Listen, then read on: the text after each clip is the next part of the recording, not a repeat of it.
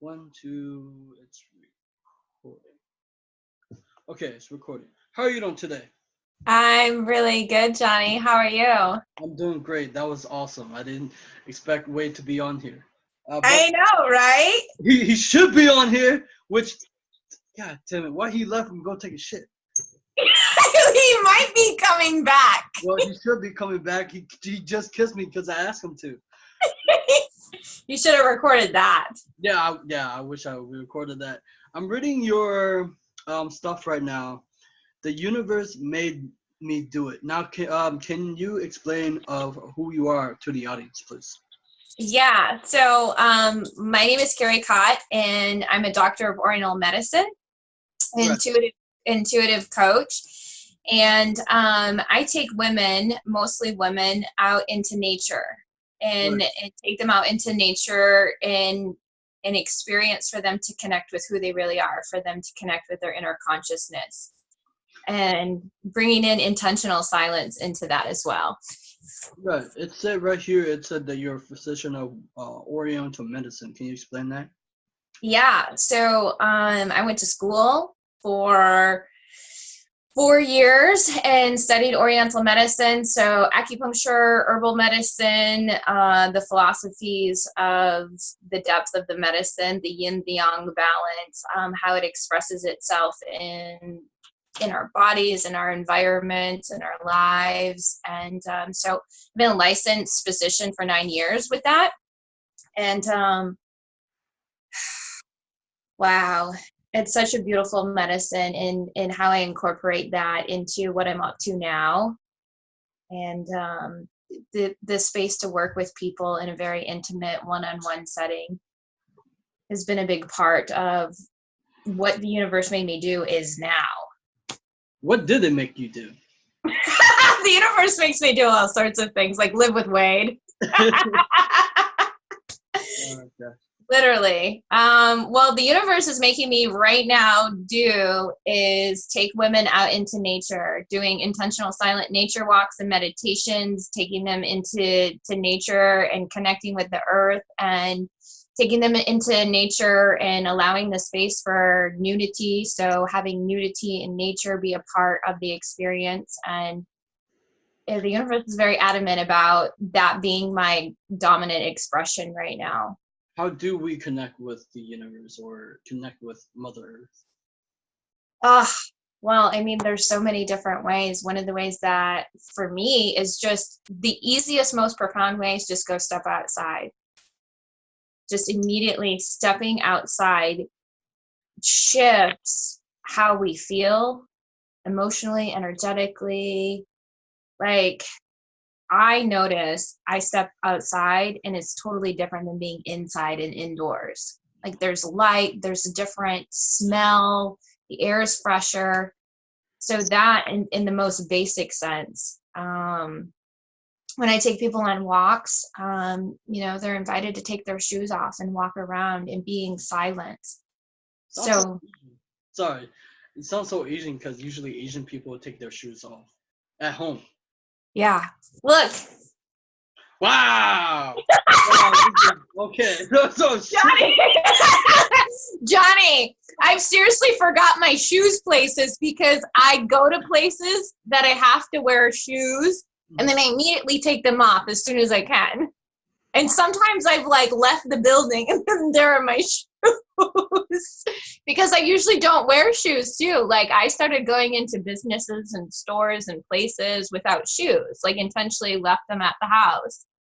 That's pretty interesting. I should try that. Yeah. Holy shit. Yeah, what are you gonna do now? Well, I'm thinking of either going to where I work and going barefooted. They'd be like, the corporate would be like, "What the fuck?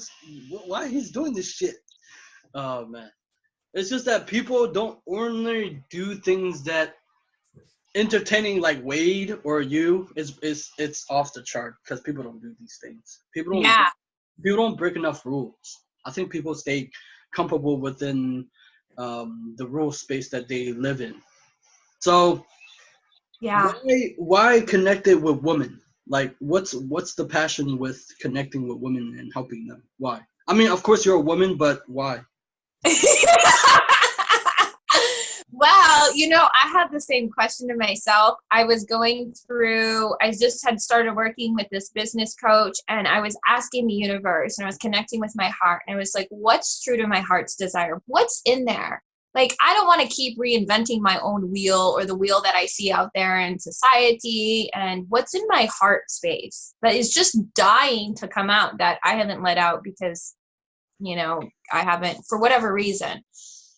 And as I explored that, nature was in there. And that was a no-brainer to me because every time I make a list of things I love, nature's always at the top. And what also came out of that was working with women. And I remember being like, universe, like, I'm going to work with just women. Like, doesn't that seem like limiting, or like men need help too? And the clients that I currently have had were like 50-50. So it wasn't like I was dominantly working with women. I had men in there too that I was working with. And that was never something that I experienced throughout my career, whereas where I was more dominantly working with one or the other. It was just like this nice mix. And a part of the passion that was in there was taking women out into nature and having the nude experience. And, with that, it was just my guidance of working with women. And so I'm just honoring that. And I still hold space for a nature walk with men, but with men and women. But as I continue to do these specific like retreats and experiences with women, it feels so damn good, really. And it was so, to answer that question really, is that it was my guidance, and my guidance said work with women. And I would just kind of like, okay, I'm going to be one of those people, one of those women that work with women. And it just feels so right. And that's literally how it happened, because I just heard it and I'm doing it. Are you connected with the source or like with the universe or something, with your intuition or something like that? Yeah, so I refer to it as the universe. And that just works for my mindset because I like to encompass it all. I don't want to pick and choose like who's there, who am I working with? It's like, the whole entire universe, who wants to play? And so when I was younger, I just dominantly knew things. Like I would just know stuff. I would know to like take a left here, to say this, that this person was feeling this. And I would just know things. And I've done a lot of work in developing my listening and my connection with the universe. And so I see a lot. Like I get a lot of visions in my mind's eye. Sometimes I see things physically, but I also really took on hearing. So when I'm connecting and I'm listening, like there's always something going on there. It's just sometimes I hear like words in my mind, or I feel things, or I see them. Do you have any fear or any doubt in your life? Yeah. Yeah, that shit shows up. How do you overcome it though? Well, so sometimes it depends on the specific like subject, but even just like taking on this area and working with women dominantly, there's a fear of like some sort of limitation or lack. And can I do this? Who am I to be doing this? Taking people out in intentional silence. And one is have conversations with people with the intention. So like somebody in my life like Wade, or I work with personal coaches, I have intentional conversations of not to like complain or to keep the fear alive, but to actually take on looking at what is this really about, and getting what it's really about to separate it from, well, that's not actually what's happening.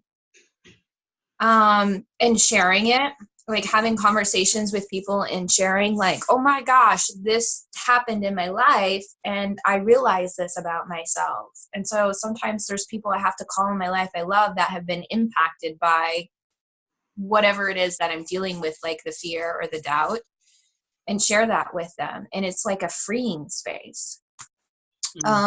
I'll meditate. I'll do writing.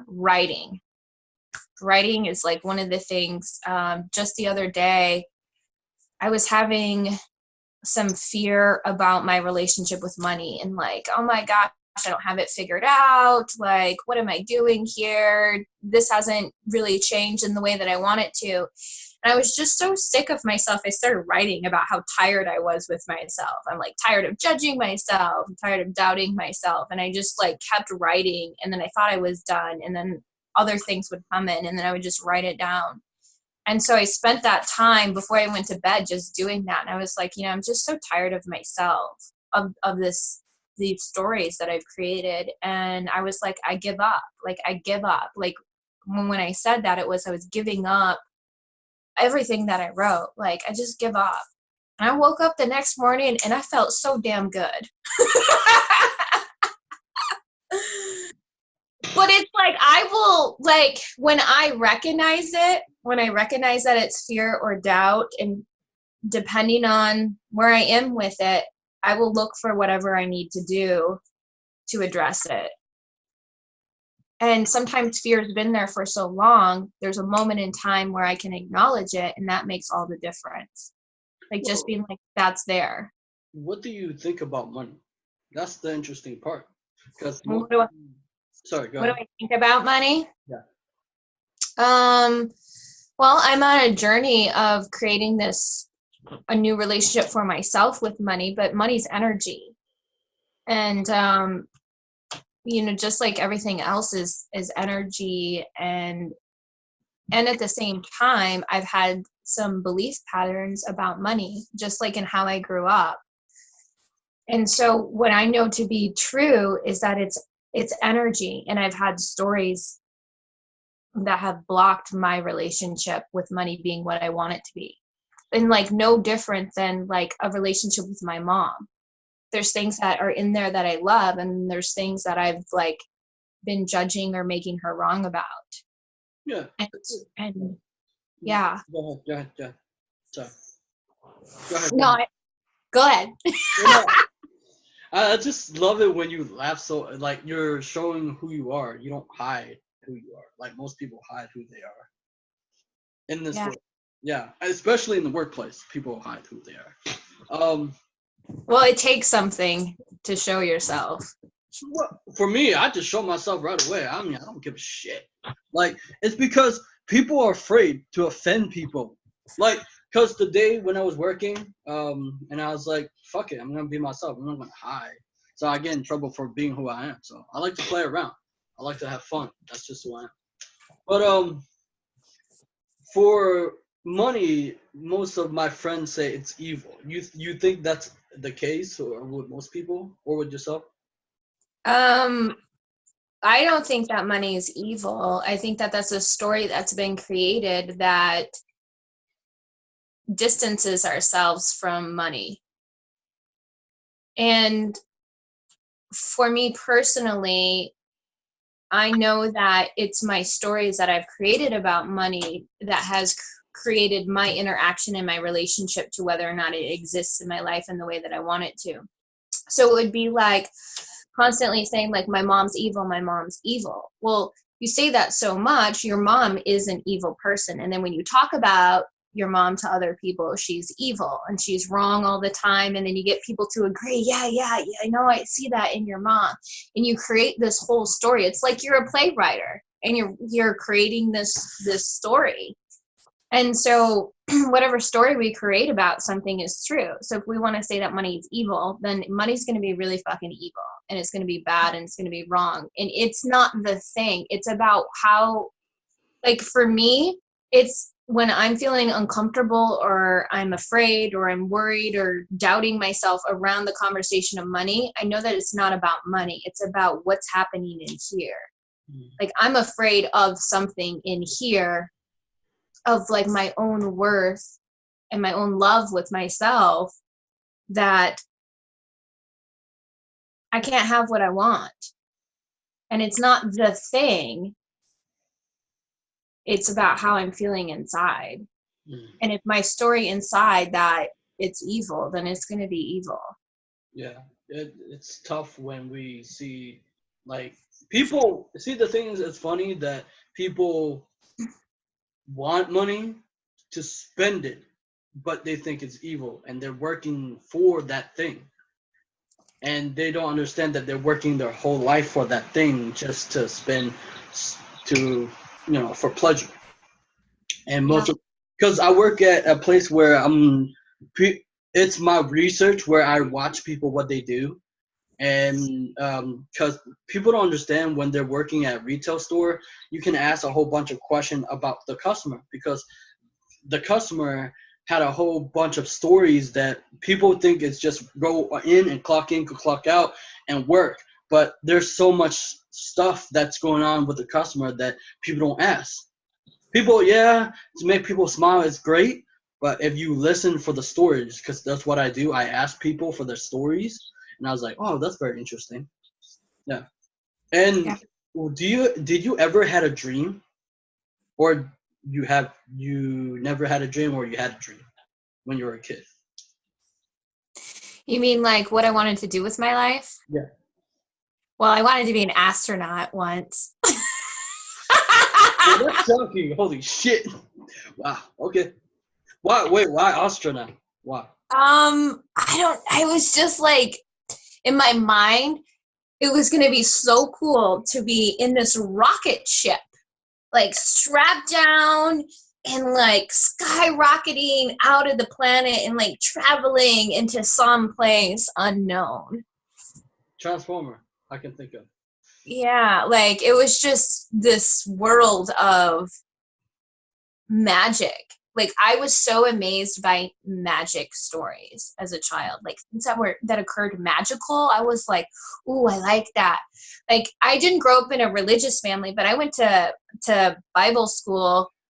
I remember a few times, and the stories about like Moses and the burning bush, I was just so like, "Wow, that's cool." And like parting the sea, I was like, "That's badass." Like those were the nuggets that I remember. And like, so like I had also dreams of really working with animals. And I've been really passionate about animals for a really long time. But I was so like emotional. Like I was so like, if I saw some animal that looked like it was hungry, I would just like be all torn up inside. And I was like, I want to be a vet. And then I was like, oh, I don't know if I can be a vet because I don't know if I can like cut animals open if they need to have surgery. And I was like, it's going to be too emotional for me. And then I was like, well, let me be like a police cop or whatever they're called. And then I found out I had to be a police officer. And then I was like, man, I don't want to do that with humans first. I was like, I want to go arrest people for being mean to animals. And I literally looked for a long time and like how I could work with animals. And at the same time, I was so connected to it that I kept stopping myself because I was like, man, it's going to be like really rough doing that for me. And that was that little girl in me that was passionate about it, but was so like sad if I saw an animal, to me, like hurting or hungry or cold. Yeah. Different your dream now than it was back then. How is it different? Yeah, is it different, or is it still kind of similar in a way? Well, my dream now is totally different. I mean, it's different in the way of I've connected to people in a whole new way.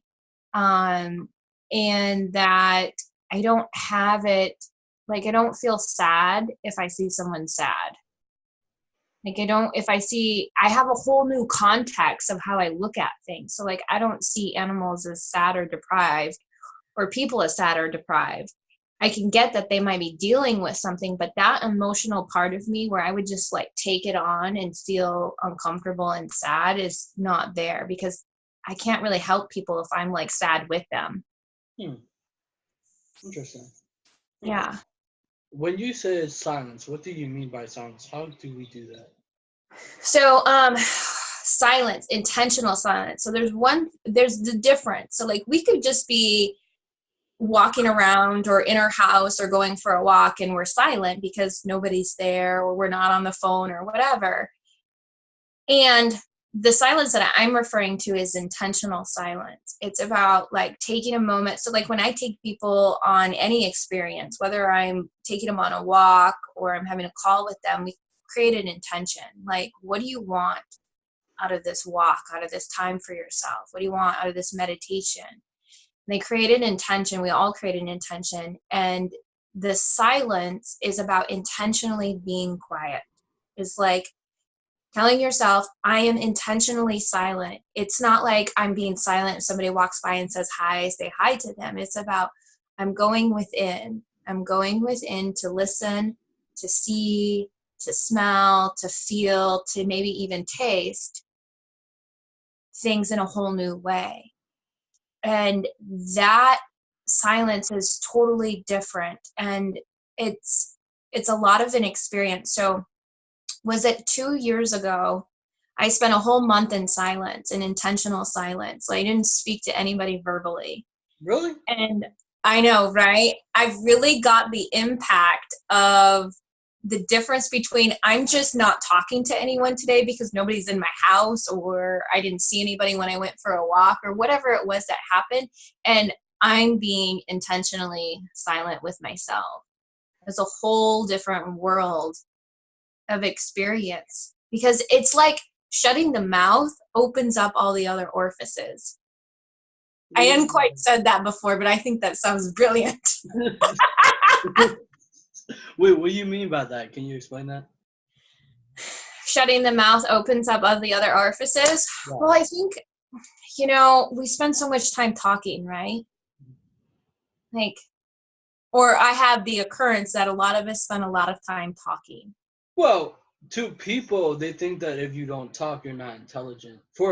I think that society, there's a difference between introverted and extroverted. People push people to be something they're not. That's one thing that I dislike.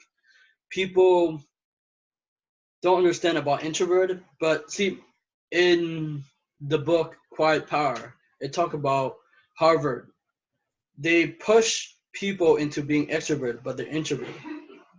But introverted, they have the ability to socialize. That's the thing that is not antisocial. Yeah. People introverted, they think that just by talking, meaning they're outgoing. But there's the problem with. See, I can become extroverted or introverted. Yeah. Extroverted, they get their energy around people. I do too. I can just go up to people and talk to them just randomly. But introverted is being by themselves, just spending time, either with nature, with being intuitive. That's why a lot of spiritual people are like inside a lot. They spend time with them, cultivating their energy.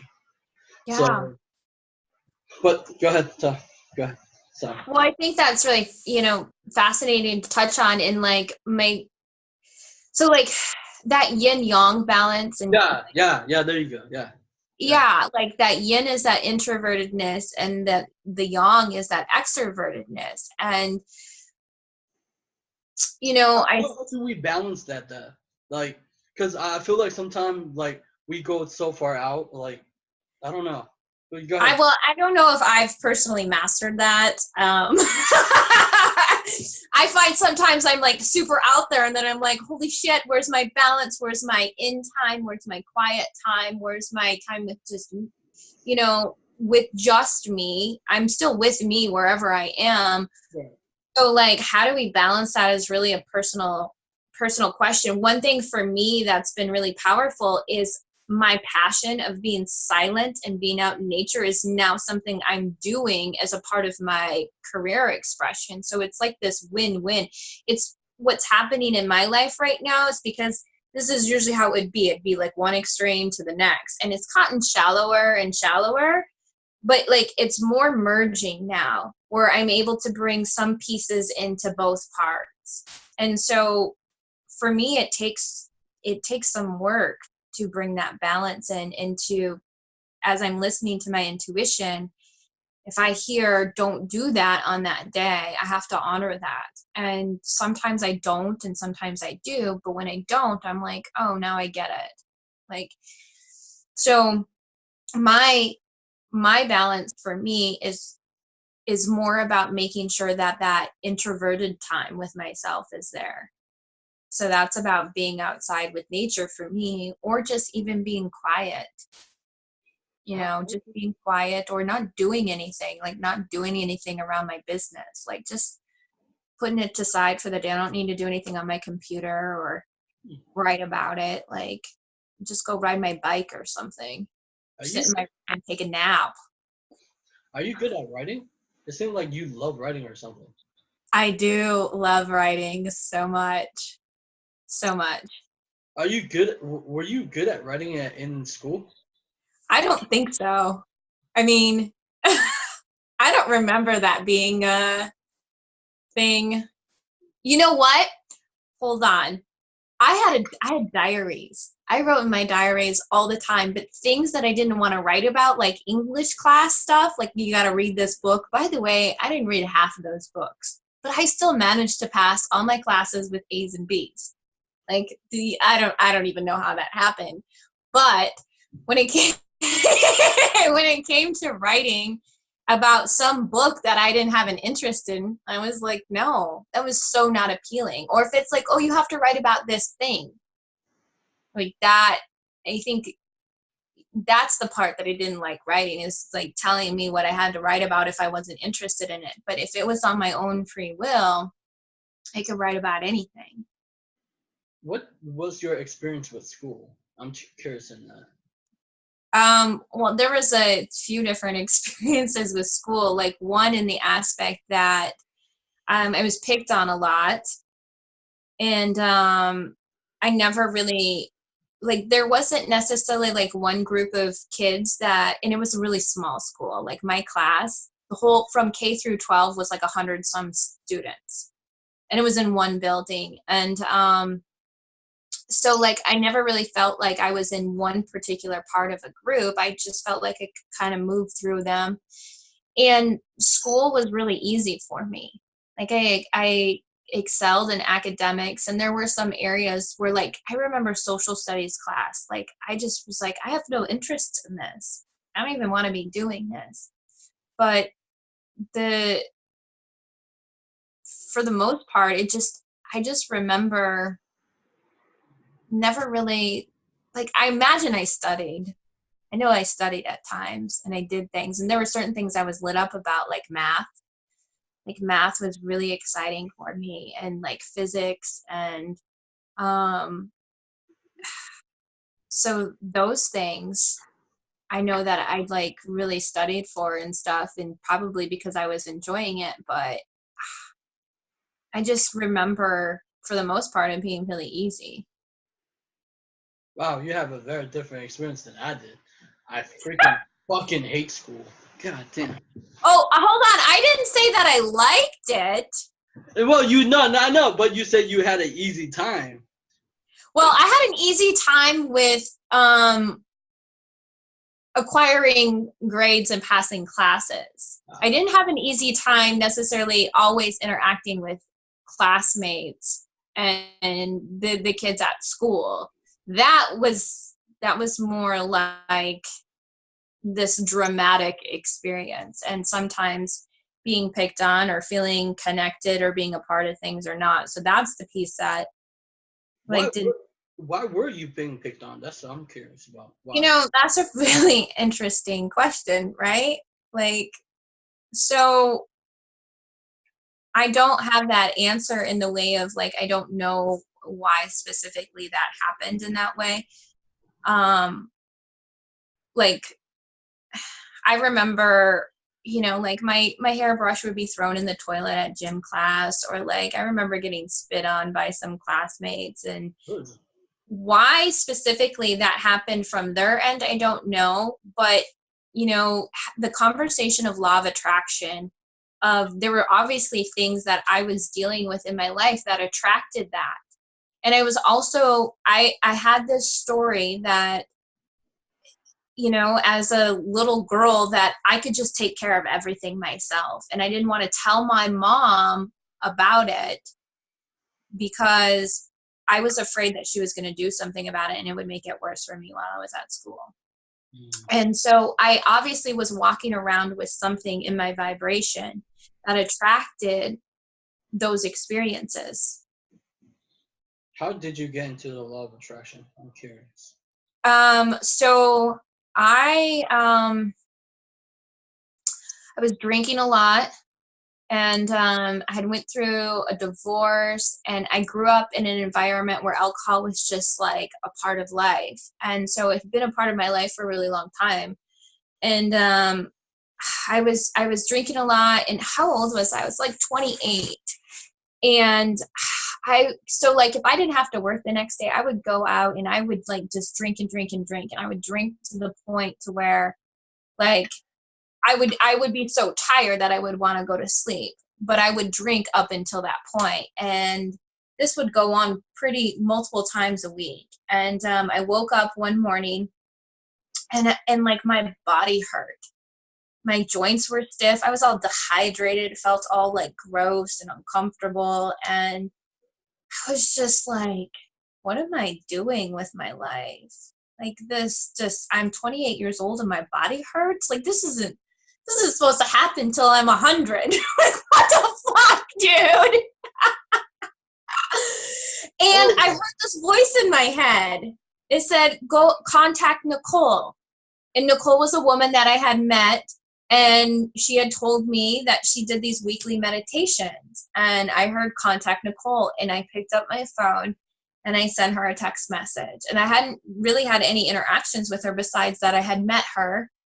And I said, hey, do you still have those meditations? And she said, yeah, we have one. It's the new year. We're going to do these vision boards and things. And I was like, oh my, I have to go. And that started my journey.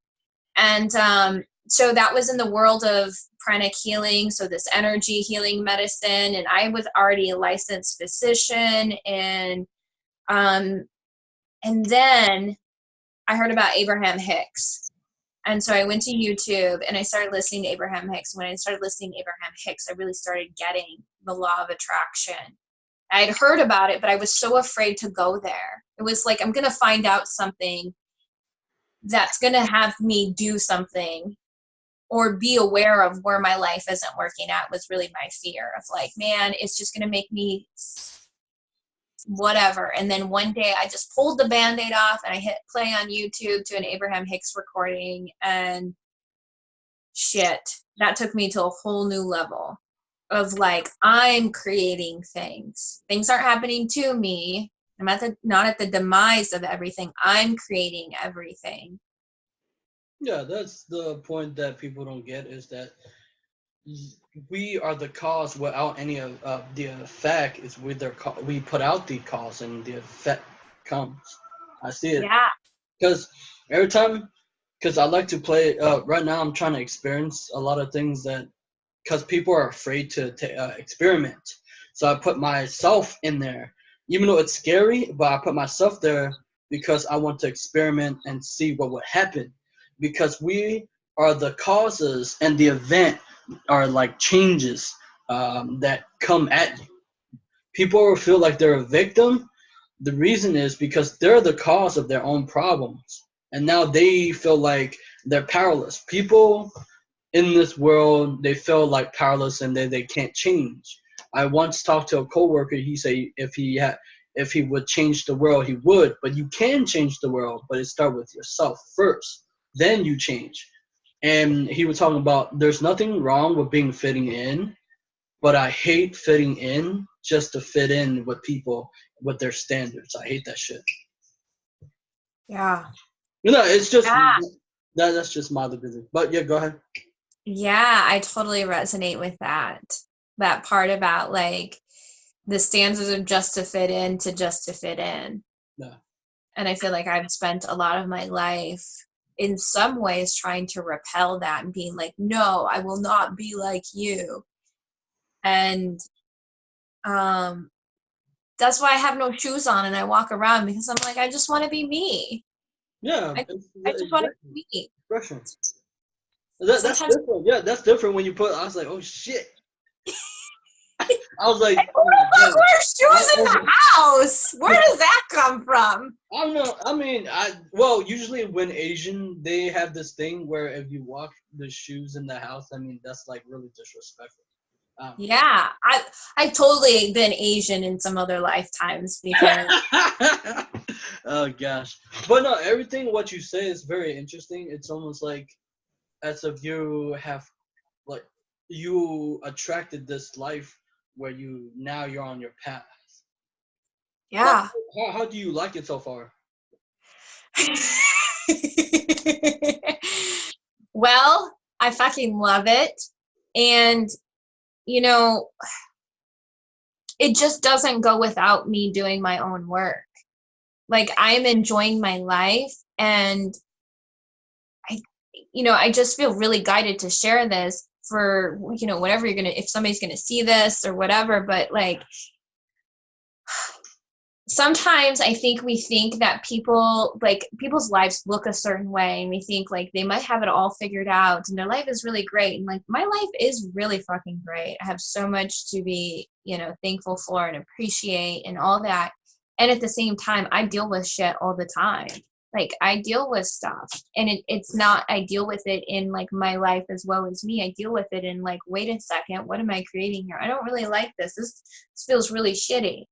And so I do my work that I need to do to shift that. And that's one of the reasons that my life is where it is right now, is because I've been willing to take on doing the work.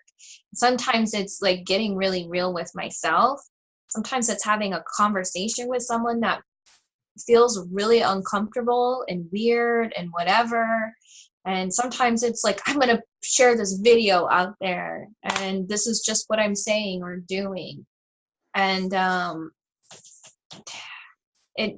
yeah. So like, to answer your question, yeah, I fucking love my life, and it doesn't go without, I'm still a human, and I have stuff sometimes where I'm looking at something and I'm afraid or I'm worried about, oh my gosh, what's going to happen? This feels uncomfortable. I've had moments where I'm like, man, I don't even want to be here anymore. And so it's like, and at the same time, I'm willing to share and have those conversations around those things so that I can have this amazing life that I love. Did you, when you come to law of attraction, did you ever feel like it's weird or woo? It felt like I was home. Interesting. That's a very Like, interesting answer. like what I was hearing in the Abraham Hicks recordings, because that's where I dominantly got it initially and still do, was that it was like some sort of relief of, it was, for me, it was the relief of, oh my gosh, I don't have to put up with this stuff. Like, it was like the power coming back to me and really getting that, wait a second, I hold the power.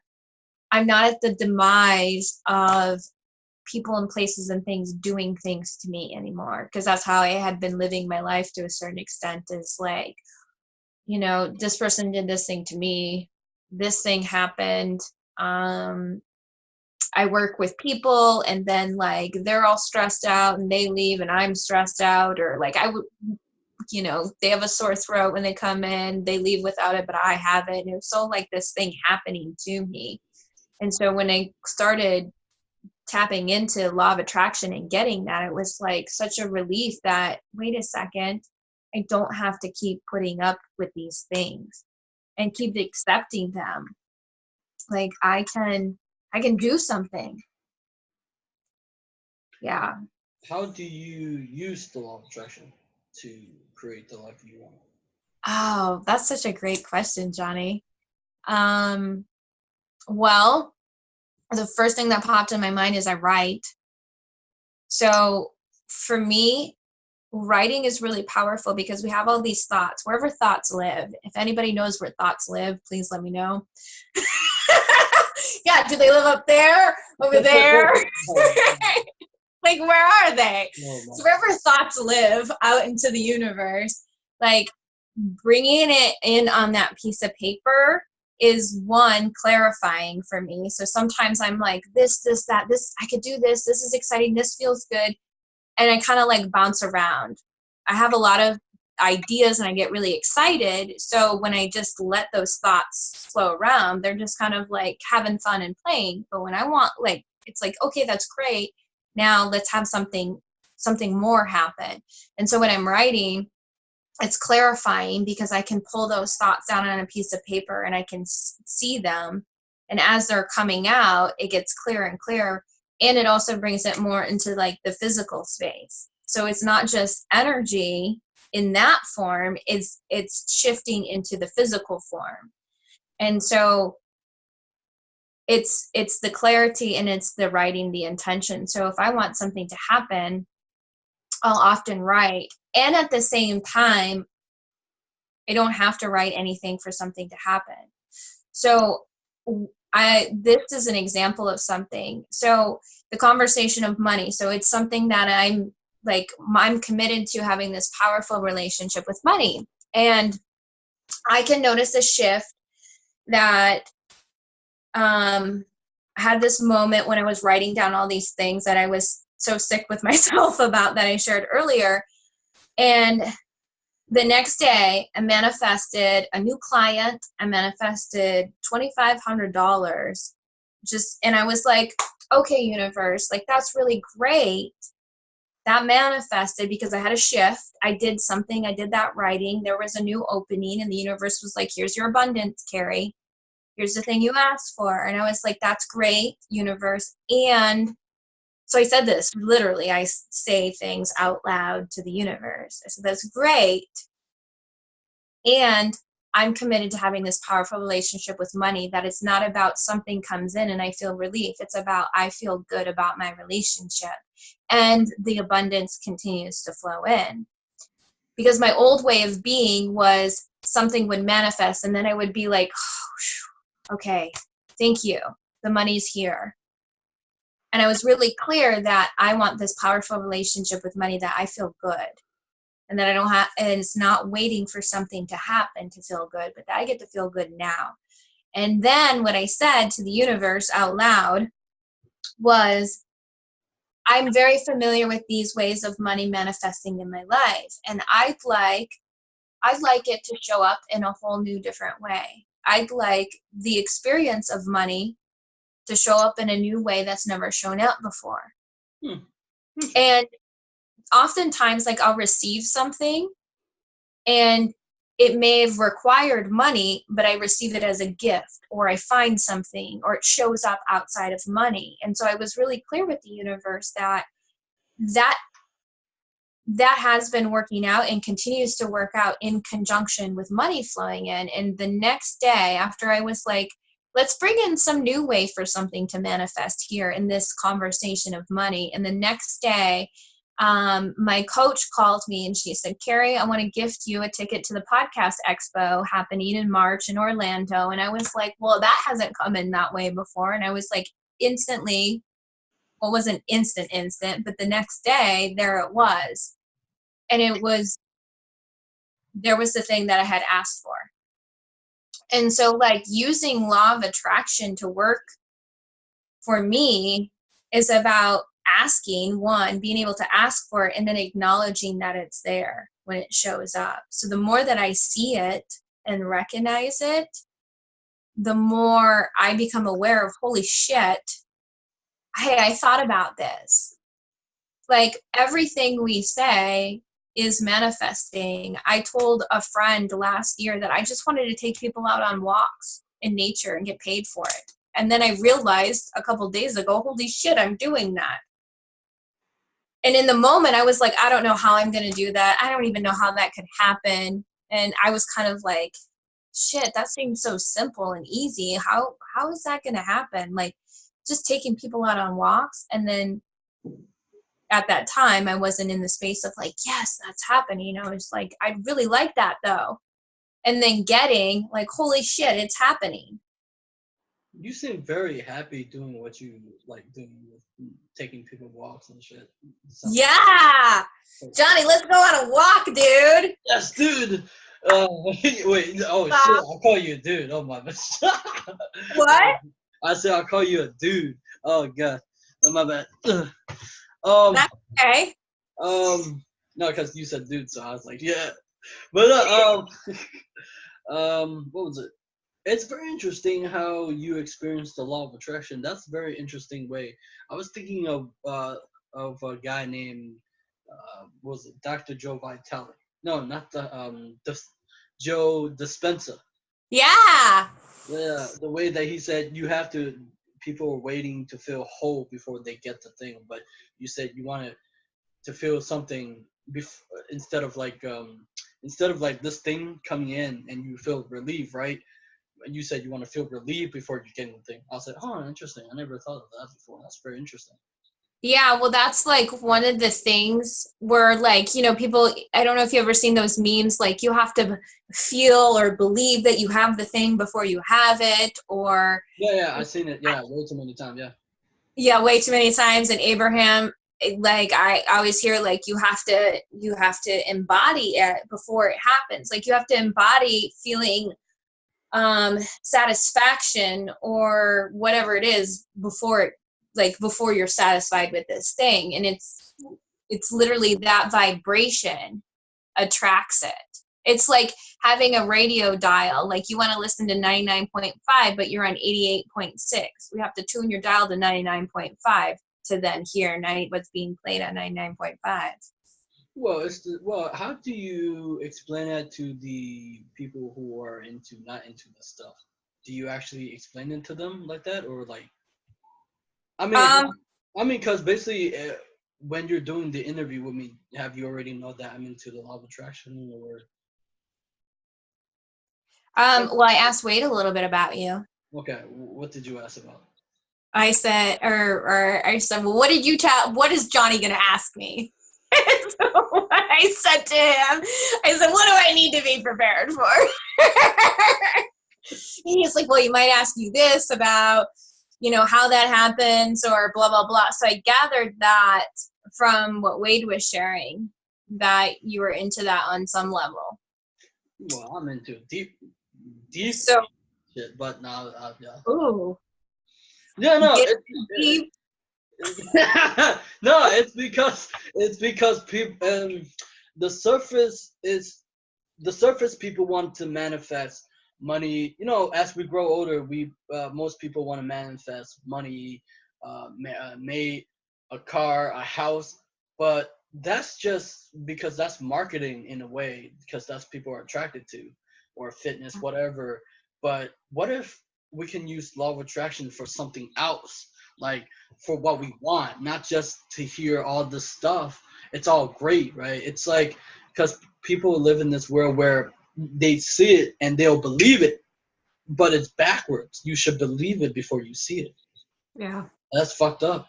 Because I had a conversation with my friend and I despise the word realistic because we let the 3D world dictate how we should act towards the world. I hate that shit. Yeah. And then we have, because basically he was talking, because I was talking about dreaming and I want to interview amazing people. But he's like, how's that going to happen? Like, you know how, like, when you said, how is this going to happen for me? Because we get stuck this in how. We don't need Yeah. to know how. All we have to do is take the first step going towards that. Then it will show up, right? Yeah. That's it. Because it's not our job to figure out the how, and the how stops us. It's Yeah, not, exactly. if I go into the how, then just I might as well go take a nap. Like it doesn't move anything. It stops.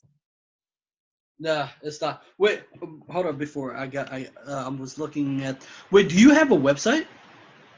Because Yeah. The universe made me do it.com. Oh, okay. I got it right here. Okay, good. I was like, how I didn't find your website. I was like, oh no. Okay. Can you explain about this one? Because I'm reading. One can read all the books that they can, listen to many teachers, and if one never lives and explore their life, nothing's learned. Can you explain that? Yeah. So it's one thing to read about law of attraction. It's one thing to read about, like, oh, this is how I can improve my life. One thing to read about, like, wow, if I go outside, I can notice a difference in how I'm feeling. Oh, if I eat fruit in the morning, whatever the fuck it is that we're reading about, like, many times we're like, oh, let me read this book because I think it'll help me. But if we just read it and don't do anything with it, like if we don't take the actions in our life to implement, to have the conversation, to move our bodies, to do whatever it is, then we're not actually learning or experiencing life. We're just reading about it in a book and putting it back on the shelf and pulling another one off. But life, like what's really behind that is life is out there in the world. It's not about don't read a book and a book won't impact your life. It's about take the nuggets of information that we get and apply it to your life. Go have an experience with it. Joe Dispenza says, you know, one of the things he talks about is, you know, meditating, obviously, and he has meditations. It's like you can read about it in his book about these meditations, but when you go do those meditations, when you do those every day, your life transforms then. Yeah, you know, that's why I have. So yeah, that's why I have a gripe with education, because they're making kids read the fucking shit and they don't do anything with it. And then people will be like, "Oh yeah, education is great, school is great, but nothing helps." It's like what you said, right? Because it's a different experience when you read a book and then you go take action because you don't know what's gonna happen, right? Because that's what happened, right? You read a book, you try it out, and you get fucked. That's what happened because of life. Because basically, like, how do you deal with failure? Are you afraid of failure? I've done some work around that with myself. Sometimes in the past I've stopped myself because I just don't want to be with failing at something. So if I never try, then I don't have to be with that. However, I'm too smart and I know too much at this point that if I don't take something on because I'm afraid of it not working, I'm like totally unfulfilled inside. And sometimes that still stops me. You know, like I can kind of catch myself. It's totally different than it used to be. I used to have it be so much about me. Like, oh, if I fail, like this was a failure of me and who I am. And it's like, no, I tried something and maybe it didn't really work out the way that I thought it would. Oftentimes when I do things though, that I'm really passionate about and I'm excited, it always works out. I mean, it usually works out way better than I could have imagined. And at the same time, that only transformed and continues to transform by doing things, by getting and like taking on, like, okay, my inner guidance tells me to do all sorts of things all the time. And it's about listening to that. And then when I hold myself back, it just gets louder and louder. How do you develop it? Because all this through this talk, I keep hearing you listen to your intuition. Like, is it different from? Because I feel like, are you? How does it work for you? How did it start? Like you listening to it? It started when you were a child, or it's always been there for you? Well, it's always been there in the feeling of knowing. Like I remember just having conversations with people. They would be like, well, Kerry, how do you know that? And I would be like, I don't know. I just know stuff. Don't you just know stuff? And I would get really frustrated about that because I felt like people wanted an answer, like how I knew. And I didn't have answers for them about how I would just know stuff. And then, but it wasn't really a conversation that I was having when I was a child, or, you know, nobody was like having a conversation about like, oh, that's God, that's the universe, that's source, that's whatever. And, or maybe they did, I don't remember that, but I met this guy.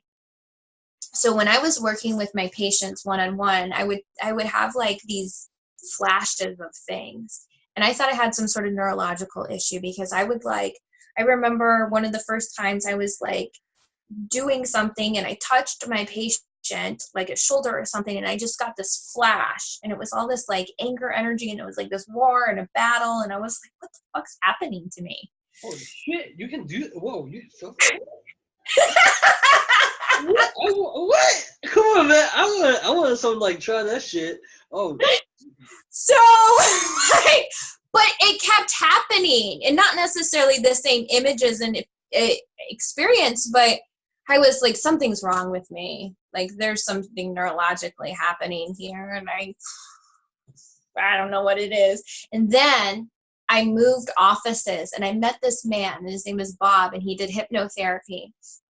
And so Bob and I would meet all the time. He was right down the hall, and we started having conversations about the universe. And I can't remember, maybe I jumped ahead, but something happened when I started doing the pranic healing stuff and doing the meditation, because I started getting tapped into that and like feeling things. And it quite wasn't at that point to where I was like, oh, this is the universe telling me something.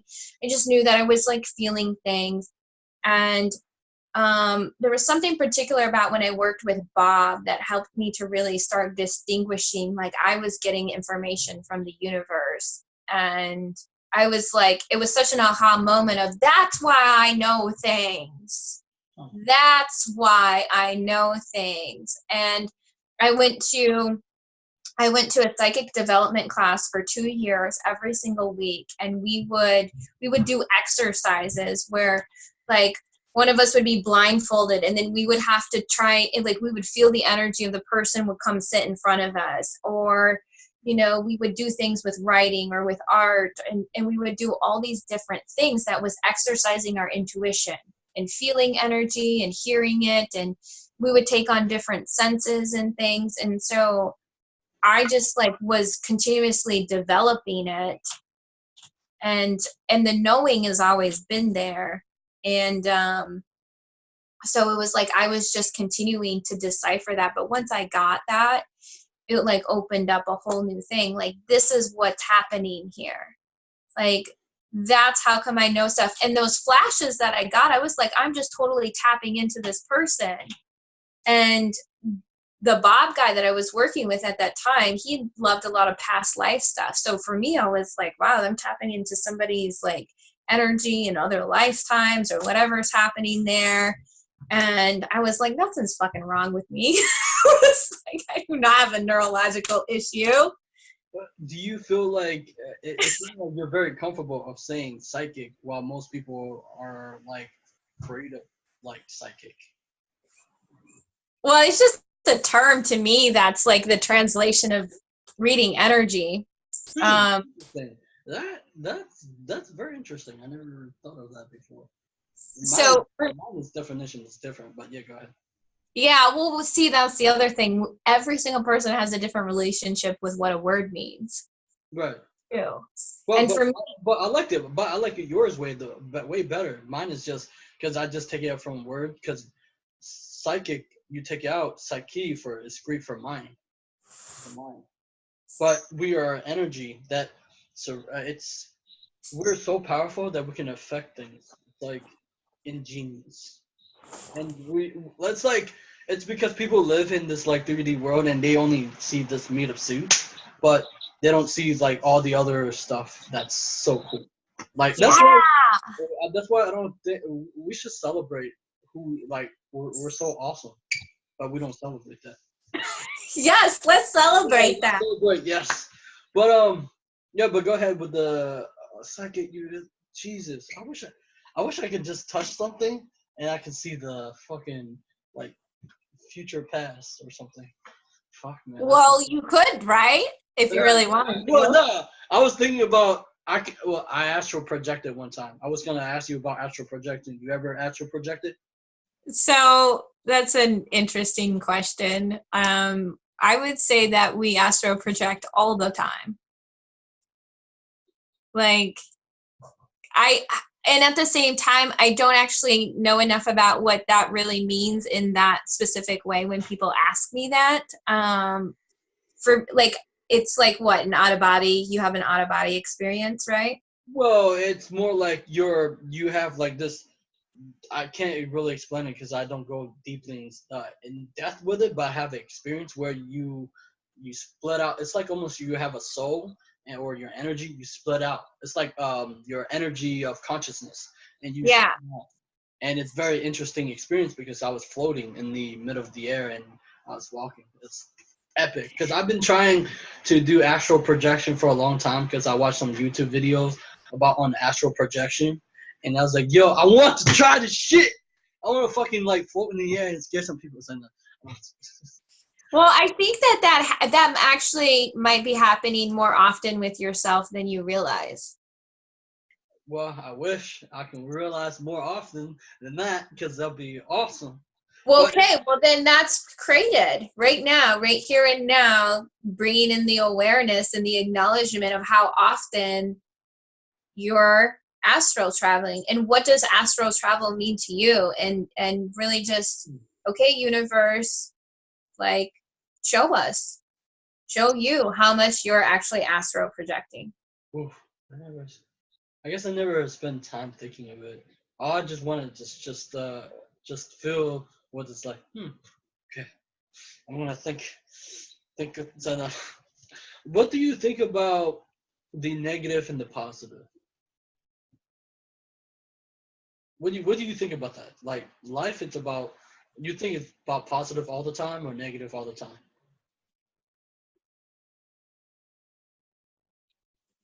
Oh, sorry, it's been cut off. So like, Sorry, what do I think sorry. about positive and negative? Yeah, negative. Yeah, sorry, it's cutting off. You can hear me now? Okay.